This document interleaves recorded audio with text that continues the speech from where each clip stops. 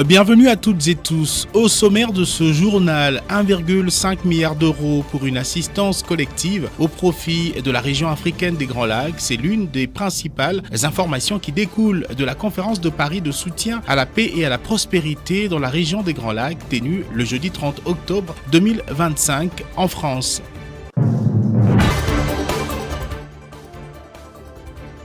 Bonne nouvelle pour le panier de la ménagère à Kinshasa. Une baisse significative des prix de certaines denrées essentielles est observée. Elle concerne notamment le poisson et les denrées de base comme le riz, la farine et le sucre.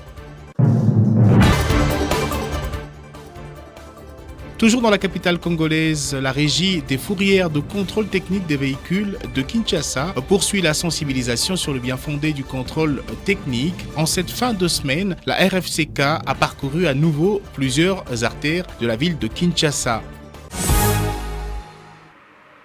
Encore une fois, bienvenue à toutes et tous à cette grande édition du journal sur votre télévision. 1,5 milliard d'euros d'assistance collective, ce sont les chiffres à mobiliser pour les populations vulnérables dans la région de Grand Lac, ici en Afrique, notamment dans l'est de la RDC. Une annonce marquante qui a été faite jeudi à Paris lors de la conférence de soutien à la paix et à la prospérité dans la région des Grands Lacs. C'est le président français Emmanuel Macron qui a eu à faire cette annonce. Détail ici avec Tichik Sambi. La conférence de soutien à la paix et à la prospérité dans la région des Grands Lacs s'est clôturée sur une note d'espoir pour les populations de provinces du Nord et Sud Kivu. Plus d'1,5 milliard d'euros d'assistance collective pour les populations les plus vulnérables, la réouverture de l'aéroport de Goma pour des vols humanitaires, ainsi que la mise en place des corridors humanitaires sécurisés. Et je suis fier d'annoncer que vous avez collectivement mobilisé plus de 1,5 milliard d'euros d'assistance pour les populations les plus vulnérables. Ce seront des médicaments, de l'alimentation, mais aussi, et le président y tient beaucoup à juste titre, des capacités redonnées aux populations de rebâtir leur quotidien, de retrouver leur autonomie alimentaire et économique. Co-présidée par la France et les Togo, la conférence qui réunissait une soixantaine d'États, d'organisations régionales et d'ONG a servi une fois de plus des tribunes pour le président de la RDC d'accuser le Rwanda de parrain de l'AFC M23, auteur des exactions commises sur le sol congolais. La crise humanitaire en République démocratique du Congo est liée directement à des actions militaires menées par le groupe armé AFC M23, soutenues sur les plans logistiques, financiers et opérationnels par le Rwanda en violation flagrante de la souveraineté nationale et de l'intégrité territoriale de mon pays. Cette réalité est aujourd'hui documentée et reconnue. Et elle a été rappelée par la résolution 2773 du Conseil de sécurité des Nations Unies. En vue du renforcement de l'effort humanitaire aux victimes, Félix Tshisekedi promet la mise en place de la Caisse de solidarité nationale. La première responsabilité de l'État congolais est et restera la protection de sa population. Nous assumons cette responsabilité. Nous avons renforcé l'effort humanitaire national, notamment à travers la mise en place de la Caisse de solidarité nationale et de gestion humanitaire des catastrophes, destinée à canaliser de manière transparente les contributions internes et externes et à garantir que l'aide parvienne aux plus vulnérables. Cette conférence a connu la participation de plus de 70 délégations dans toutes les grandes puissances occidentales. Retour au pays, Ténier, les habitants de Kinshasa constatent une baisse significative des prix de certaines denrées essentielles dans de nombreux marchés et quartiers de la capitale congolaise. Cette diminution des prix, notamment des produits comme le poisson et les denrées de base comme le riz, la farine et le sucre, permet aux familles de mieux subvenir à leurs besoins quotidiens. Cette baisse des prix allant jusqu'à 18% sur certains produits est un soulagement bienvenu pour les ménages locaux qui voient ainsi le poids de leur panier de la ménagère s'alléger. Le reportage et constat est de Yvonne Amoury et Papi Boaboui. Dans de nombreux marchés et quartiers de Kinshasa, les habitants constatent avec joie une diminution des prix de certaines denrées essentielles. Cette baisse des prix contribue à alléger le poids du panier de la ménagère, permettant ainsi aux familles de mieux subvenir à leurs besoins quotidiens. Le prix du poisson, notamment les Saint-Char 18+, a enregistré une forte baisse, passant de 8 500 francs congolais le kilo à 7 500 francs congolais. Il en est de même pour le Saint-Char 20+, qui désormais est vendu à 8 500 francs contre 10 000 francs le kilo. Dans d'autres petits marchés de Kinshasa, une baisse moyenne de 18% sur les produits de base est observée. Plusieurs autres produits de première nécessité connaissent aussi une baisse de prix, tels que le riz, la farine, le sucre, le sel et l'huile raffinée, qui voient leur prix diminuer de manière significative. Un sac de riz de 25 kg est passé de 60 000 francs congolais à 49 500 francs congolais. La farine, le sucre, le sel et l'huile raffinée enregistrent également des baisses de 18 à 15% sur leurs tarifs. Cela est dû à l'appréciation de la monnaie nationale qui a entraîné cette baisse significative des prix des produits de première nécessité dans la capitale congolaise, offrant ainsi un soulagement aux ménages locaux. Il faut cependant mentionner certains produits maintiennent toujours leur prix habituel. Et puis la province du Kwilu a célébré ce jour dans une ambiance festive à Kakoy, dans le secteur d'Ibongo, du territoire de Boulungu, la journée mondiale de l'alimentation. L'objectif est de promouvoir une alimentation saine et durable avec une forte sensibilisation du programme national de développement agricole PEN-DA.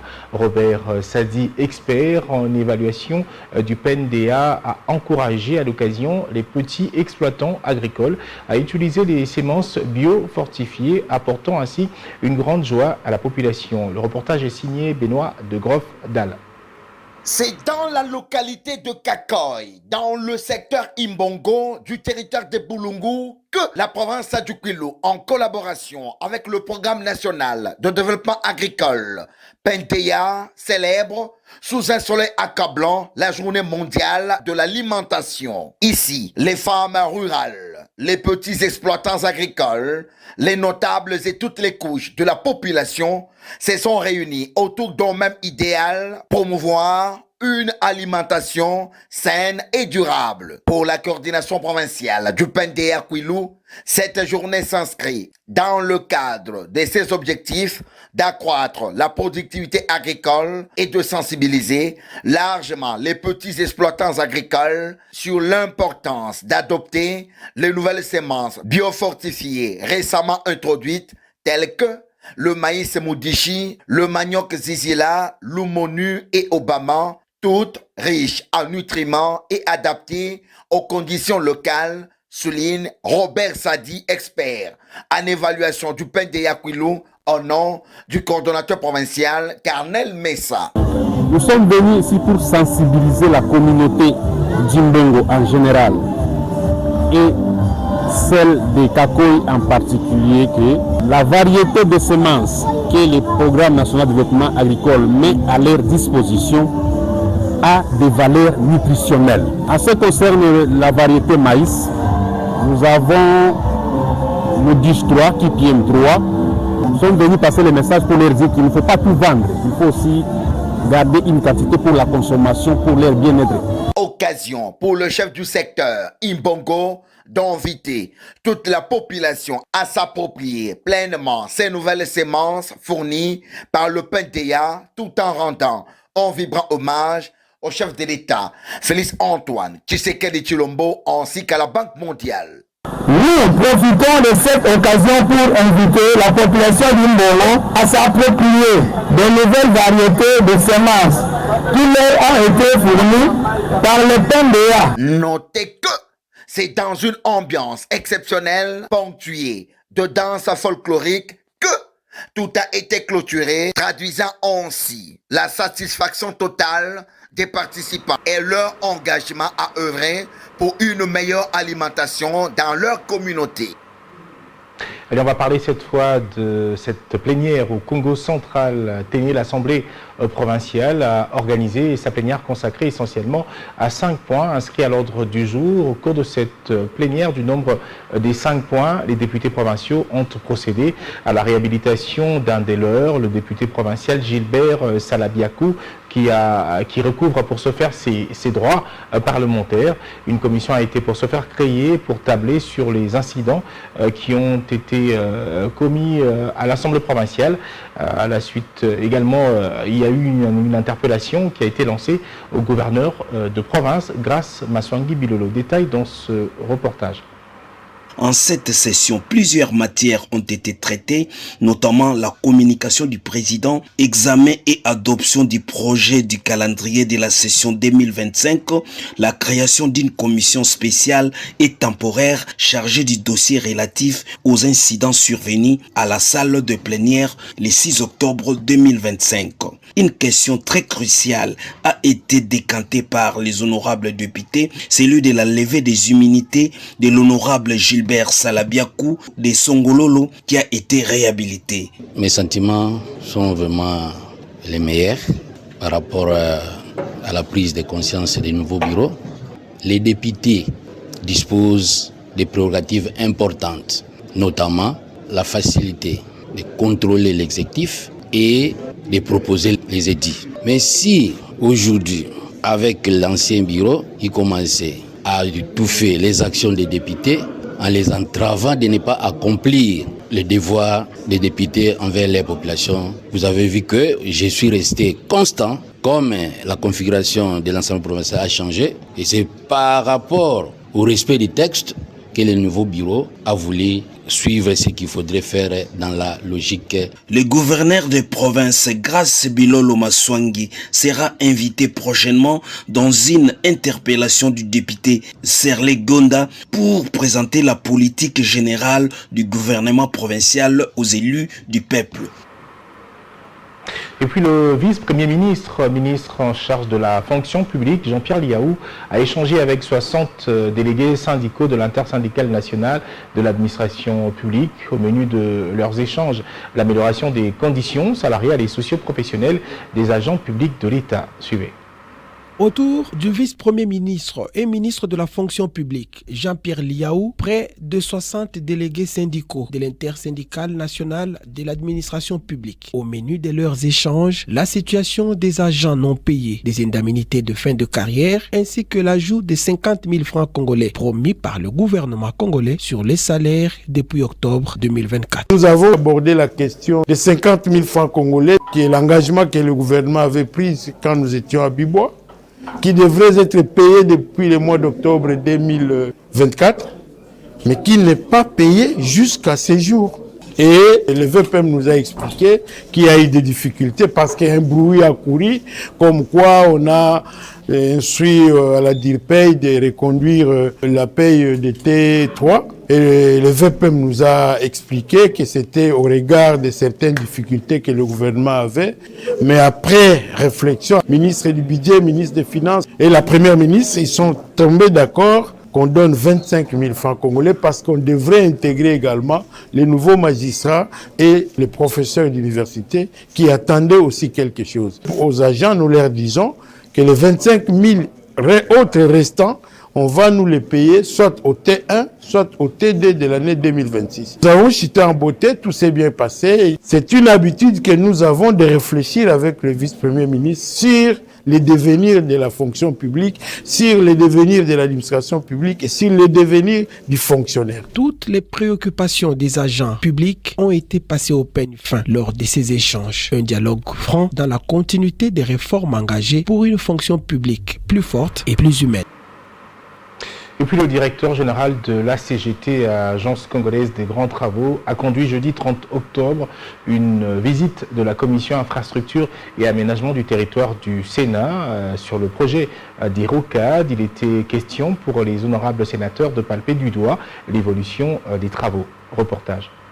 Avec à leur tête leur vice-président, l'ingénieur Herman Moutima Sakrini, les honorables Diaoya Jansi, Nkole Gaston et Bagno Daniel, Tous, membres de la Commission Infrastructure et Aménagement du Territoire du Sénat, ont commencé la visite du projet d'érocade par le site érosif en cours de traitement sur l'avenue Njoku. La principale érosion a déjà été vaincue et à la place trône désormais une route de 2 fois 2 bandes, a annoncé avec fierté à ses hôtes l'ingénieur Nico Nzaou, directeur général de l'Agence congolaise des grands travaux. Deuxième arrêt sur les 73 km de route en travaux, le pont Ndjili, long de 90 mètres, dont les pieux en béton sont déjà achevés et l'heure est à la fabrication des poutres qui seront en béton précontraint. Sur le parcours, il est remarqué plusieurs activités. Par ici, on parachève la couche de base avec des matériaux d'apport. Par là, il est mis en œuvre des ouvrages de prolongement d'un dallo pour l'écoulement harmonieux des eaux. Un peu plus loin sont mis en œuvre des caniveaux. Bref, un chantier des plus actifs. Le vice-président de la commission sénatoriale salue ces avancées. C'est une visite très importante au niveau de notre commission. Voir sur terrain ce qui se passe. C'est un grand projet, tout le monde en parle. Il était temps que le Sénat arrive ici. La première chose que nous voulons dire, c'est d'abord féliciter. Féliciter l'entreprise chinoise. Féliciter l'Agence congolaise des grands travaux. Rien que cette sud-ouest et sud-est, on parle de 73 km qui vont être réalisés. C'était prévu en 3 ans. D'après ce que nous avons appris aujourd'hui, ça peut se faire en 2 ans. Donc c'est quand même un exploit, une performance que je tenais quand même à souligner. À la jonction des 2 rocades avec la route nationale numéro 1 à hauteur de Mitendi, un échangeur à 3 niveaux est en cours de construction. Cet ouvrage a été pensé pour gérer le conflit qu'apportera le croisement de ces routes dans le trafic. Un dernier arrêt a été opéré sur la rocade sud-ouest au pont Fouti en construction sur la rivière du même nom. Long de 120 mètres de portée, il attend de recevoir les éléments de sa superstructure. Le chantier des rocades de Kinshasa sera livré complètement d'ici fin 2027. On reste à Kinshasa pour parler également de la sensibilisation sur le contrôle technique des véhicules qui se poursuit en fin de cette semaine. Tenez, jeudi 30 octobre, la régie des fourrières de contrôle technique des véhicules de Kinshasa a parcouru plusieurs artères de la capitale pour informer les conducteurs et surtout distribuer des dépliants explicatifs sur les centres de contrôle. Le reportage est signé Hubert Chipukana et Janvier Ndoua.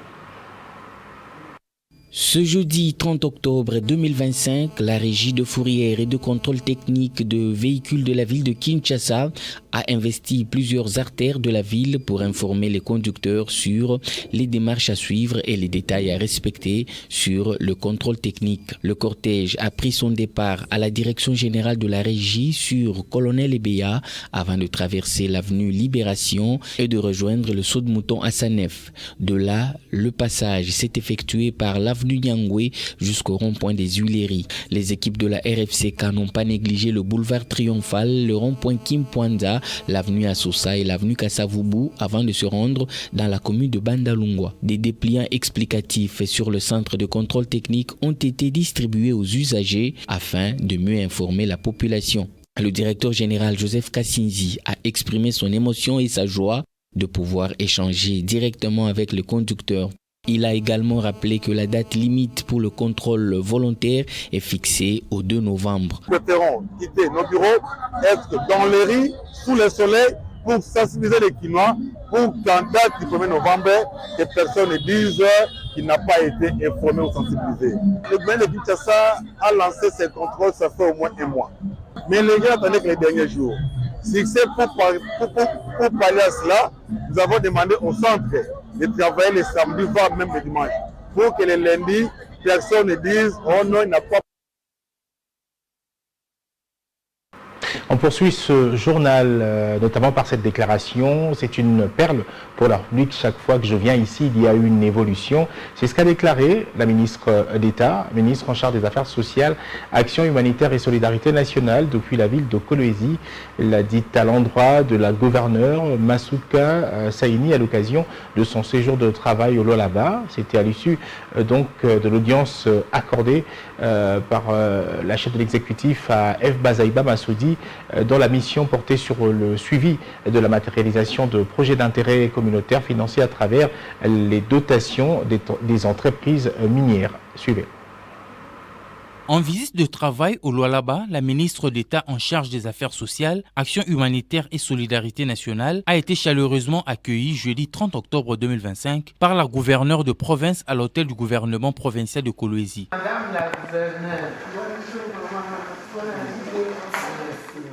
Cette rencontre de haut niveau s'inscrit dans le cadre du suivi de la matérialisation de projets d'intérêt communautaire financés à travers les dotations sociales des entreprises minières. Eve Bazaïba et Fifi Masuka ont longuement échangé sur les lancements officiels des ouvrages déjà réalisés ainsi que sur les mesures de redressement à appliquer aux sociétés minières en retard dans la concrétisation de leurs engagements sociaux. La patronne des affaires sociales en RDC a insisté sur la nécessité d'une synergie entre les entreprises minières, les communautés locales et le gouvernement provincial en vue d'assurer l'alignement des projets sociaux au plan directeur d'aménagement du territoire national. Elle a salué le leadership éclairé de la gouverneure Masuka qu'elle a qualifié des modèles de gestion axés sur l'impact, notamment par l'amélioration visible des infrastructures sociales de base. Pour Eve Bazaïba, la gouverneure Masuka Saini est une perle pour la République. Chaque fois qu'elle arrive au Lualaba, elle trouve une évolution.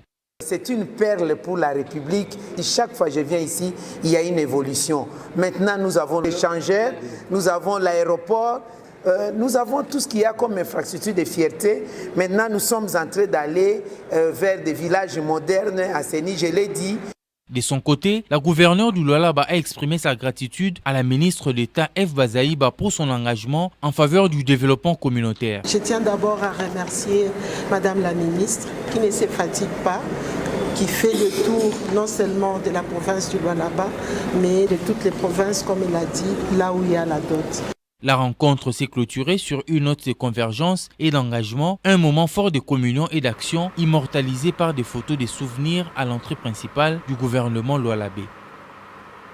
Et puis sachez qu'un groupe de professionnels des médias a effectué le déplacement de Kinshasa vers la province de Mai-Ndombe où est exécuté le projet RED+, et ce, dans l'optique de confronter les déclarations du récent rapport de Rainforest Foundation critiquant les réalisations du dit projet, notamment la société ERA Congo au profit des communautés. Récit de Cathy Ibandula et Benitando. Afin de palper la réalité sur terrain, les journalistes spécialisés de questions environnementales ont visité un échantillon de 5 villages sur une trentaine qui bénéficient des gains issus de ventes de crédits carbone dans la province de Mai-Ndombe. La société ERA Congo qui exécute ce projet RED+, travaille au profit des communautés tout en respectant le consentement libre, préalable et éclairé. Sur place, le constat a été le même pour tous les villages. Écoles construites en matériaux durables, gratuité de l'enseignement et des fournitures scolaires, ainsi que la prise en charge des enseignants par cette société. Des forages d'eau afin de protéger la santé des communautés qui jadis souffraient des maladies hydriques, les lampadaires solaires éclairant les villages, des centres de santé modernes avec un équipement des dernières technologies. Quelques bénéficiaires se sont exprimés. Les soins sont gratuits. Personne ne paye depuis la consultation, fiche ou que sais-je, personne ne paye. On consulte gratuitement, le labo est gratuit et les produits se distribuent gratuitement. Par exemple, du point de vue labo, nous n'avons rien à envier ailleurs parce que nous avons presque les automates qu'il nous faut pour les laboratoires. Notre salle d'opération est suffisamment équipée.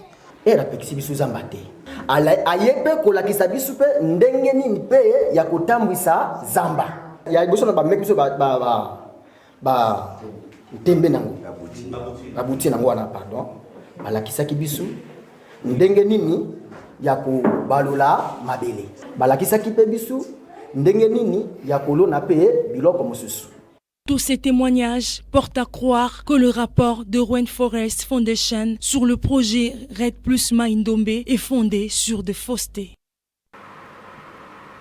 Et l'actualité sur le continent, on s'intéresse toujours à ce qui se passe en Tanzanie.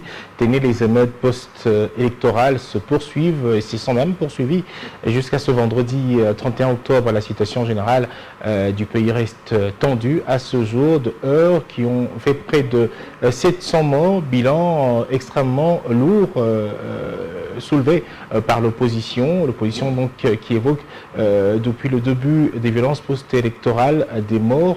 La coupure d'internet reste sur place, d'actualité également sur place, ce qui fait que beaucoup de nouvelles ne parviennent pas à l'extérieur de ce pays. Cependant, l'opposition continue d'appeler à des interventions extérieures. Suivez.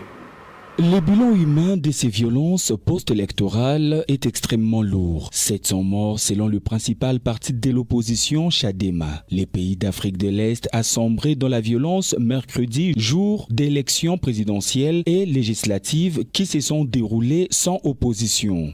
Les deux principaux adversaires de la chef de l'État, Samia Suluhu Hassan, ayant été respectivement emprisonnés et disqualifiés. Des tirs à balles réelles ont été nourris dans la capitale économique Dar es Salaam, alors que des centaines de personnes protestaient, incendiaient, notamment un commissariat le jour du scrutin, conduisant ensuite la contestation sur l'étendue du pays. Plusieurs hôpitaux et centres de santé ont refusé de s'exprimer dans un contexte de crainte maximale des autorités qui n'ont communiqué aucun bilan jusque-là. Les autorités ont cependant coupé la connexion à Internet, ce qui complique d'autres travaux de récolte des données. Cette contestation des Tanzaniens va au-delà des frontières. À Namanga, ville frontalière avec le Kenya, de jeunes Kenyans tentaient de rejoindre le manifestant tanzanien, mais la police kenyane les en a empêchés après un déploiement massif des policiers dans cette partie frontalière avec le Kenya.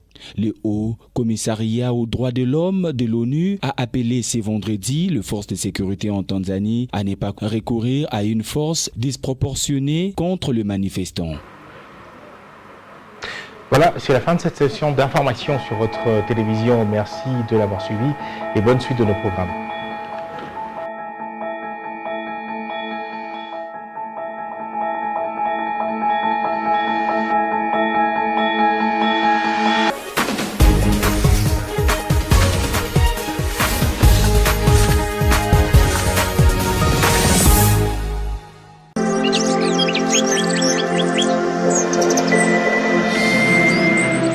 Digital Congo, la télévision numérique.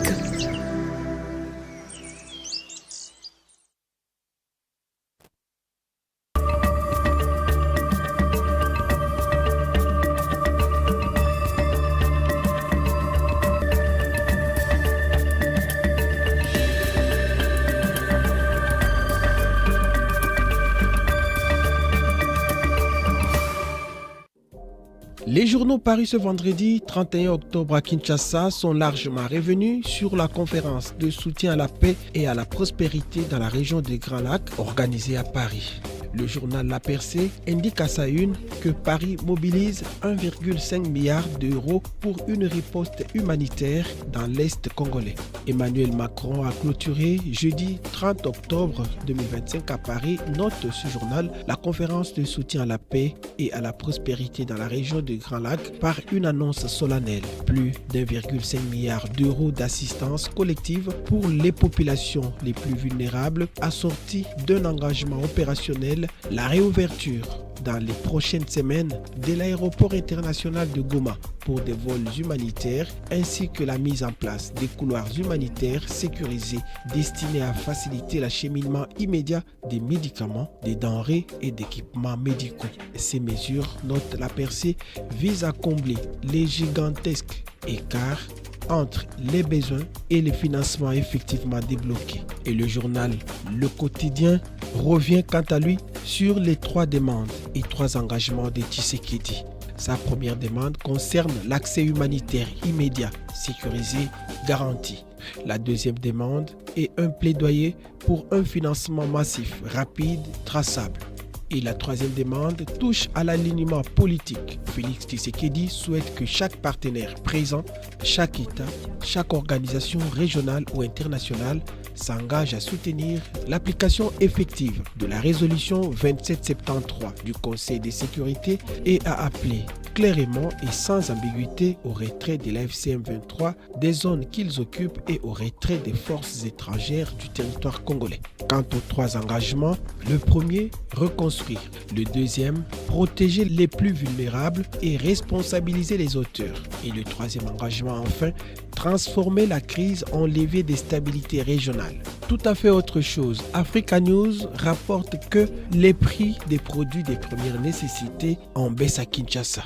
Le tri hebdomadaire Africa News, qui a envoyé ses reporters sur le terrain, rapporte qu'une tendance générale à la baisse dans plusieurs quartiers de Kinshasa apportant un grand soulagement aux ménagères est observée.